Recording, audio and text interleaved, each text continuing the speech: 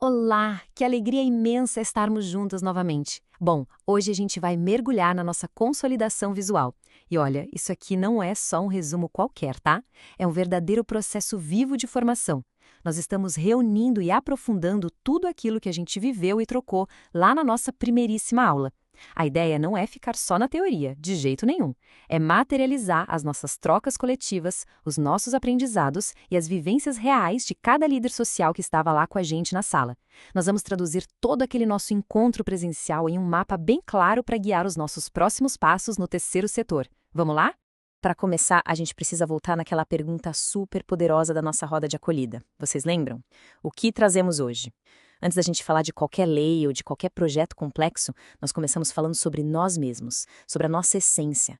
Nós validamos as nossas histórias, os nossos cansaços, as nossas esperanças e principalmente aquela vontade gigante de transformar a realidade. Fica muito claro que o nosso setor nasce justamente do melhor que a gente tem para oferecer ao mundo. É essa nossa bagagem humana que dá vida a absolutamente tudo que a gente faz. Para organizar as ideias, a nossa jornada de hoje vai passar por 4 pontos. Primeiro, vamos falar do nosso terceiro setor. Depois, a força da nossa gestão. Em seguida, o valor das nossas vivências. E, para fechar, os nossos próximos passos. Começando então pelo nosso primeiro ponto, o nosso terceiro setor, e como a gente entende o nosso espaço na sociedade. A gente sabe que a sociedade é dividida naqueles 3 setores clássicos.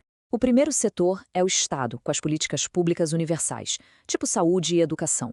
O segundo é o mercado privado, que busca o lucro. E aí chegamos no nosso terreno, o terceiro setor. É aqui que as nossas organizações da sociedade civil atuam.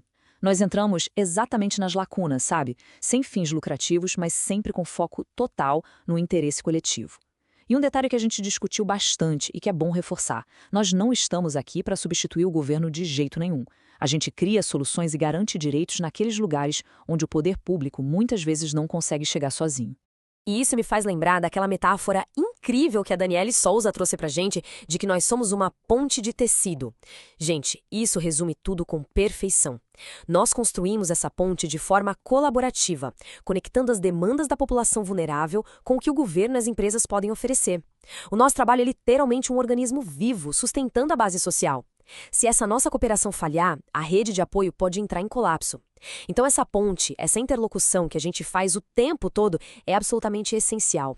E olha só a força disso na prática. O nosso trabalho vai muito além de ter apenas boa vontade. Nós formamos uma força econômica gigantesca.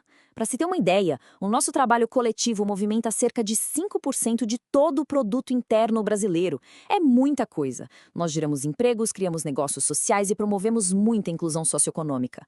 Quando a gente se junta para dar autonomia para as comunidades, a gente está mexendo diretamente na economia e na estrutura do país inteiro.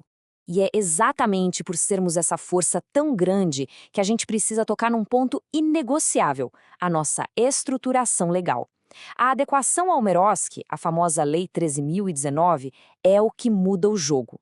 Ter essa base sólida, falando a linguagem oficial, é o que permite que a gente consiga firmar aquelas parcerias fundamentais com o poder público, receber doações com total segurança, ter acesso a incentivos fiscais e, claro, garantir que as nossas instituições continuem de pé e sustentáveis a longo prazo. Entrando agora no nosso segundo ponto, a força da nossa gestão. Vamos ver como dividir a carga faz toda a diferença para maximizar o nosso impacto. Falando dos nossos desafios operacionais do dia a dia, a gente refletiu muito sobre um conselho da Daniele que bateu fundo em todos nós. Cuidar de quem está dentro da instituição é, no fim das contas, cuidar do impacto social que a gente gera lá fora. Não dá para focar só no público e esquecer da saúde mental e física de quem faz o trabalho acontecer. Se uma pessoa só acumula tudo nas costas, o esgotamento é certeiro, né? A nossa equipe precisa estar bem amparada para conseguir levar a nossa missão adiante com a mesma energia. E a gente viu como isso funciona na vida real com aquele exemplo maravilhoso que Eliane Formiguinha dividiu com a gente. Ela mostrou como a equipe precisa ter divisões bem claras, alguém para o social, para as finanças, para o marketing, logística, até chegar na alimentação e na manutenção. Eu sei, no começo pode até parecer que dá mais trabalho ensinar e delegar, mas distribuir essas funções é o que impede que as nossas lideranças cheguem no limite da exaustão. Arrumar a casa por dentro é o verdadeiro segredo para a gente não estagnar e garantir a continuidade de tudo que a gente construiu com tanto suor. O que nos leva perfeitamente ao nosso terceiro ponto, o valor das nossas vivências. Vamos celebrar as práticas reais que já estão acontecendo com as nossas lideranças. Chegou a hora de olhar para nós mesmos e validar o trabalho essencial que a gente já faz nos territórios.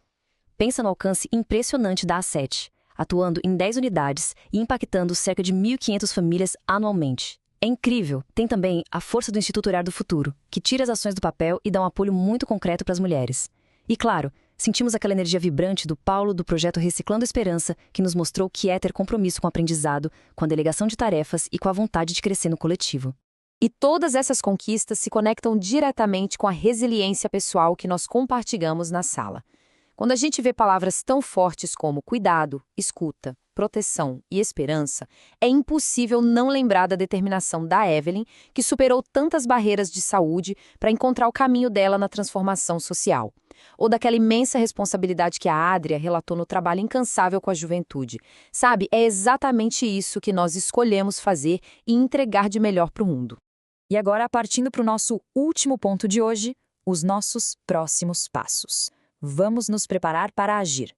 Porque, convenhamos, todo esse conhecimento técnico e esse planejamento não servem para ficar guardados no papel. Nós precisamos pegar essa visão sistêmica e aplicar urgentemente na nossa realidade. Então, a pergunta provocativa que eu deixo ecoando para todos nós é a seguinte: qual é aquele desafio social específico ou aquela situação mais urgente lá no território de cada um de nós que a gente vai trazer para a nossa próxima aula e começar a transformar juntos? É com a nossa ação coletiva e organizada que a gente vai continuar mudando a realidade que nos cerca. Que essa reflexão impulsione fortemente o nosso próximo encontro. A gente se vê lá.